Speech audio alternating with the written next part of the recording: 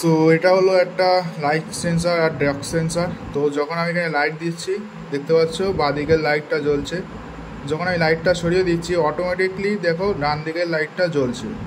তো আরেকবার দেখিয়ে দিচ্ছি, দেখো লাইট দিচ্ছি বাঁদিকে আলোটা জ্বলছে। যখনই লাইটটা সরিয়ে দিচ্ছি তখনই ডান দিকের আলোটা অটোমেটিক জ্বলছে, আমি কিন্তু কিছু ম্যানুয়ালি করছি না। এখানটায় পুরো সার্কিটটা দেখতে পারো, এটা হলো আমার অ্যাকচুয়াল সার্কিট। এইখানে সার্কিটে আলো দিলেই আমার এই লাইটটা চেঞ্জ হয়ে যাচ্ছে। আর একবার সরিয়ে দেখাচ্ছি দেখো। তো এর ফ্রিকোয়েন্সিটাও দেখতে পাচ্ছ প্রচণ্ড হাই, ঠিক আছে, চেঞ্জিং ফ্রিকোয়েন্সিটাও প্রচুর হাই করে রেখেছি। লাইটটা সরাচ্ছি চেঞ্জ হয়ে যাচ্ছে, লাইট সরাচ্ছি চেঞ্জ হয়ে যাচ্ছে, দেখতেই পাচ্ছ। ভালো করে যদি নোটিস করো এর ফ্রিকোয়েন্সিটাও কিন্তু প্রচণ্ড হাই আছে। তো যদি মনে হয় তোমাদের যে এটা কীভাবে বানালাম এই প্রজেক্টটা, যদি মনে হয় তোমাদের, তাহলে আমি ডিটেলসে ভিডিও দেবো। আর এই ভিডিওটা যদি তোমাদের ভালো লাগে অবশ্যই একটা লাইক করবে।